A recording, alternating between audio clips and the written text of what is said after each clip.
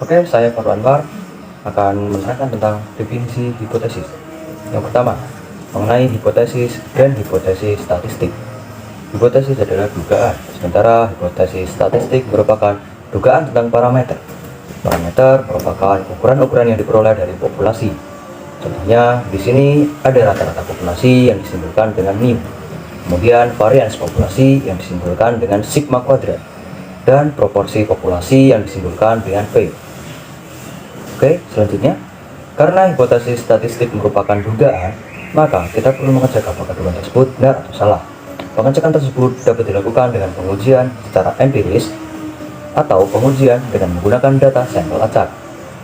Pengujian dengan menggunakan data sampel acak terkait dengan dugaan parameter populasi disebut juga dengan uji hipotesis. Oke, selanjutnya, manfaat dari uji hipotesis. Manfaat uji hipotesis adalah untuk membantu pengambilan keputusan. Contohnya, ada seorang calon wali kota.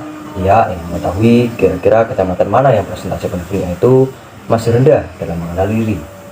Tentunya, kalau seandainya dia melakukan pendataan secara lengkap, atau sensus itu akan menghabiskan banyak waktu dan juga tenaga. Maka, caranya adalah dengan melakukan pengujian hipotesis. Pengujian hipotesis dilakukan dengan mengambil sampel dari tiap kecamatan. Lalu dari sampel-sampel ini akan dihitung proporsi sampelnya. Jadi didapat proporsi sampel A, proporsi sampel B, dan proporsi sampel C. Dari ketiga proporsi sampel ini nantinya bisa kita gunakan untuk menghitung statistik uji. Dari statistik uji itu nantinya dapat digunakan untuk melakukan pengujian hipotesis terkait dengan proporsi populasi di 3 kecamatan tersebut. Sehingga nanti calon wali kota tersebut bisa tahu kecamatan mana yang memiliki proporsi penduduk yang mengenal dirinya itu paling rendah, sehingga dia bisa lebih menjadikan kecamatan tersebut prioritas untuk kampanyenya. Baik, saya Vina Sofia Aklina. Di sini saya akan menjelaskan tentang jenis hipotesis statistik. Hipotesis statistik ada dua, yaitu hipotesis nol dan hipotesis alternatif. Hipotesis nol yang disimbolkan dengan H0 dan hipotesis alternatif yang disimbolkan dengan H1. Hipotesis nol ini merupakan dugaan awal. Dugaan awal bisa kita dapatkan baik dari pengalaman dan baik dari pendapat para ahli maupun informasi lainnya. Kemudian hipotesis alternatif atau satu ini merupakan lawan dari hipotesis nol. Jadi nantinya pada pengujian hipotesis 0 dan hipotesis alternatif akan kita pilih kira-kira dugaan mana yang benar, apakah dugaan dari hipotesis 0 atau dugaan yang ada di hipotesis alternatif. Baik, materi selanjutnya yaitu mengenai jenis pengujian hipotesis. Pengujian hipotesis ini terdiri dari dua jenis. Yang pertama, uji hipotesis satu arah, di mana terdiri dari uji hipotesis sisi kiri dan uji hipotesis sisi kanan. Dan yang kedua adalah uji hipotesis dua arah. Untuk uji hipotesis satu arah sisi kiri, hipotesis nolnya adalah theta lebih besar sama dengan theta 0, di mana theta di sini adalah simbol untuk parameter populasi, dan theta 0 adalah nilai parameter populasi untuk beban awal. Kemudian untuk uji hipotesis sisi kanan, hipotesis nolnya adalah theta kurang dari sama dengan theta 0. Kemudian yang kedua, uji hipotesis dua arah. Hipotesis nolnya adalah theta sama dengan theta 0. Kemudian untuk uji hipotesis alternatif itu simbolnya adalah kebalikan dari hipotesis nolnya. Contohnya pada uji hipotesis sisi kiri, hipotesis nolnya adalah theta lebih besar dari theta 0, maka hipotesis alternatifnya theta kurang dari theta 0. Nah, untuk mempermudah menentukan mana yang menjadi hipotesis 0 yang menjadi alternatifnya adalah kita harus ingat bahwa hipotesis 0 cirinya adalah pasti mengandung sama dengan. Untuk lebih jelasnya kita bisa melihat contoh. Jadi misalkan kita memiliki sekotak susu, kemudian kita ingin menguji hipotesis mengenai isi susu tersebut. Apa yang menjadi hipotesis nolnya? Yang menjadi hipotesis 0 tentunya adalah nilai yang terlebih dahulu kita ketahui. Jadi nilai isi susu yang pertama kali kita ketahui adalah isi susu yang sesuai dengan kemasan, yaitu sebesar 250 ml. Maka 250 ml ini merupakan nilai untuk parameter pada dugaan awal. Kemudian jika kita ingin menguji apakah isi susunya itu kurang dari 250 ml, maka artinya kita melakukan pengujian sisi kiri. Dan ketika kita ingin menguji apakah isi susunya lebih dari 250 ml, maka kita melakukan pengujian hipotesis sisi kanan. Tapi jika seandainya kita ingin menguji apakah isi susunya itu tidak sama dengan 250 ml, maka kita berarti menguji dengan hipotesis dua arah. Sekian dari saya, dilanjutkan ke pemateri berikutnya. Baik, di sini saya Gandhi Krisna Palupi dengan NIM 212400313 akan melanjutkan presentasi dari kawan-kawan saya, yaitu contoh penentuan HO, H0 dan H1 pada pengujian hipotesis. Contoh yang pertama adalah menurut seorang ahli sosial kependudukan rata-rata pengeluaran penduduk desa dan per bulan kurang dari 3 juta, apakah hal itu benar? Nah, maka yang kita lihat di sini adalah penyataan rata-rata pengeluaran penduduk desa per bulan kurang dari 3 juta. Kurang dari 3 juta artinya dia tidak mengandung sama dengan K. Sehingga kurang dari 3 juta ini masuk ke dalam penyataan hipotesis alternatif. Sehingga hipotesis alternatifnya mu kurang dari 3 juta kepada mu. Karena parameter populasi untuk rata-rata simbolnya adalah mu, kemudian untuk hipotesis nolnya tandanya itu adalah lawan dari hipotesis alternatifnya. Karena hipotesis alternatifnya tandanya adalah kurang dari, maka hipotesis nolnya tandanya adalah lebih dari sama dengan hingga hipotesis nol ia menjadi mu lebih dari sama dengan 3 juta. Nah, untuk contoh kedua, menurut seorang dokter paru-paru, proporsi orang kanker paru-paru akibat merokok lebih dari 30%. Apakah itu benar? Ya, kita lihat di sini. Proporsi orang kanker paru-paru akibat merokok lebih dari 30%. Apakah itu benar? Ya, kita lihat di sini. Adalah lebih dari 30% tidak mengandung, sehingga pernyataan ini masuk ke dalam hipotesis alternatif. Jadi hipotesis alternatif adalah P lebih dari 30%.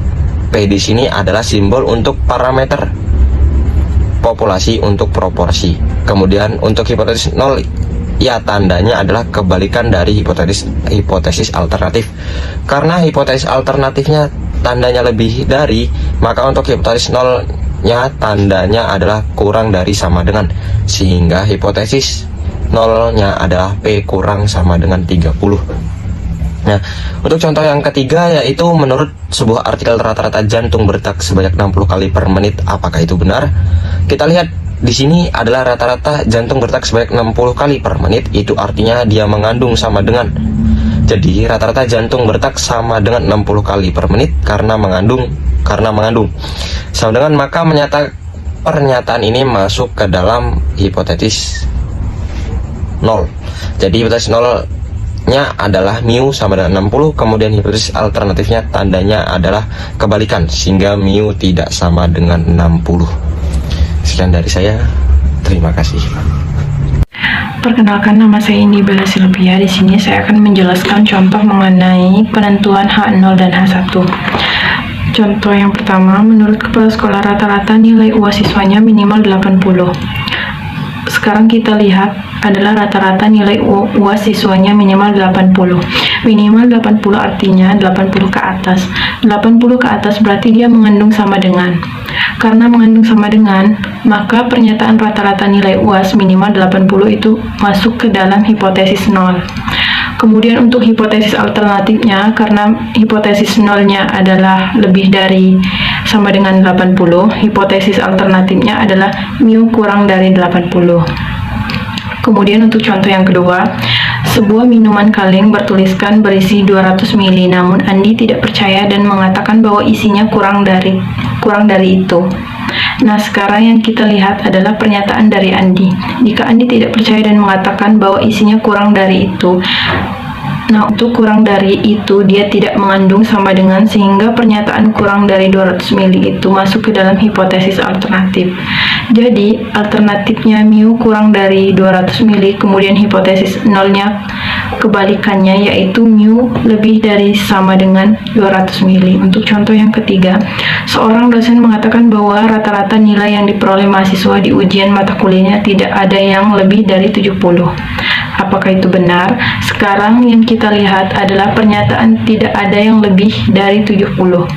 Lebih dari 70 ini artinya tidak mengandung sama dengan, maka lebih dari 70 ini masuk ke dalam pernyataan hipotesis alternatif. Kemudian untuk hipotesis nolnya adalah kebalikan itu rata-rata dan mu kurang dari sama dengan 70. Untuk slide yang 10 saya akan menjelaskan mengenai proses pengajuan hipotesis. Berikut adalah prosedur pengujian hipotesis. Untuk yang pertama, menentukan formula hipotesis, apakah hipotesis 0, H0, dan hipotesis alternatif H1. Untuk yang kedua, tentukan taraf signifikasi atau alfa. Sekian dari saya. Assalamualaikum warahmatullahi wabarakatuh. Baik, saya Khofifah Indi Fauzia akan menjelaskan tentang materi hitung nilai statistik uji. Statistik uji merupakan fungsi pengubah acak untuk mendapatkan nilai yang nantinya akan kita gunakan pada pengujian hipotesis statistik. Sebagai contoh adalah ketika kita ingin melakukan pengujian hipotesis rata-rata untuk jumlah sampel besar dan varian populasi tidak diketahui, maka kita bisa menggunakan statistik uji Z, di mana statistik uji Z dapat kita peroleh dengan formulasi sebagai berikut. X bar dikurangi mu0 dibagi S per akar N, di mana X bar adalah rata-rata, sampel mu0 adalah nilai rata-rata di bawah hipotesis 0, S adalah standar deviasi sampel, dan N adalah jumlah sampel yang kita gunakan. Sebagai ilustrasi, ada sebuah populasi, lalu kita ambil sebagian elemen dari populasi tersebut yang kita sebut sebagai sampel. Lalu nantinya dari sampel-sampel ini kita akan bisa menghitung rata-rata sampel dan standar deviasi sampel. Kemudian rata-rata sampel dan standar deviasi sampel kita masukkan ke dalam formula statistik uji Z yang nantinya akan menghasilkan suatu nilai yang bisa kita sebut sebagai Z hitung. Ada banyak statistik uji, sebagai contoh adalah statistik uji Z, statistik uji T, statistik uji F, di mana penggunaan dari masing-masing statistik uji tergantung dari hipotesis mengenai parameter apa yang akan kita lakukan. Sekian dari saya, terima kasih. Tentukan wilayah kritis atau wilayah tolak H0. Kesimpulan, ambil keputusan apakah kita menolak hipotesis 0 atau gagal menolak hipotesis 0. Penentuan wilayah kritis atau wilayah tolak H0 dan pengembalian keputusan uji hipotesis bergantung dari arah uji hipotesis yang kita gunakan. Berikut adalah uji hipotesis 1 arah kiri. Untuk uji hipotesis rata-rata dengan hipotesis 0-nya adalah mu besar sama dengan 0 dan H1-nya mu kurang dari 0. Luas di bawah kurva ini menunjukkan besarnya peluang kita menolak H0 dan juga gagal menolak H0 di bawah asumsi hipotesis 0 benar. Untuk uji hipotesis 1 arah kiri, maka wilayah tolak H0 atau wilayah kritis ada di sebelah kiri, di mana besarnya adalah alfa atau para signifikan dengan batas nilai kritis, di mana nilai kritis ini adalah nilai yang diperoleh dari tabel Z. Tanda negatif pada nilai kritis dan nilai Z itu disebabkan karena nilai pengubah acak pada kurva normal yang ada di sebelah kiri bernilai negatif. Keputusan tolak H0 kita lakukan jika nilai Z hitung yang kita miliki berada pada wilayah tolak H0, atau dengan kata lain kita menolak H0 jika nilai Z hitung lebih kecil dari nilai kritis yang kita peroleh. Pengambilan keputusan juga bisa kita lihat dengan menggunakan nilai p-value, di mana nilai p-value pada gambar merupakan luas dari kurva yang diarsir, atau dengan kata lain p-value kita peroleh dari peluang ubah acak Z kurang dari min Z hitung. Ketika nilai p-value kurang dari alfa atau taraf signifikan kita gunakan, maka keputusannya adalah tolak H0. Di sini saya akan menjelaskan tentang uji hipotesis satu arah kanan. Untuk uji hipotesis satu kanan arah, maka wilayah tolaknya ada di sebelah kanan, yaitu sebesar alfa. Untuk pengambilan keputusan untuk uji potensi satu arah kanan tolak H0, jika nilai Z hitung masuk ke dalam wilayah tolak, atau dengan kata lain, ketika Z hitung lebih besar daripada nilai kritis atau Z alfa, maka keputusannya adalah tolak H0. Pengambilan keputusan bisa juga dilihat dari p-value-nya, di mana besarnya p-value adalah luas dari wilayah kurva yang diarsir, atau dengan kata lain besarnya p-value dapat dicari dengan peluang ubah acak Z lebih dari Z hitung ketika nilai p-value-nya kurang dari taraf signifikan signifikansi atau alfa, maka keputusannya adalah tolak H0. Terima kasih presentasi dari kelompok kami. Mohon maaf jika ada salah kata. Wassalamualaikum warahmatullahi wabarakatuh.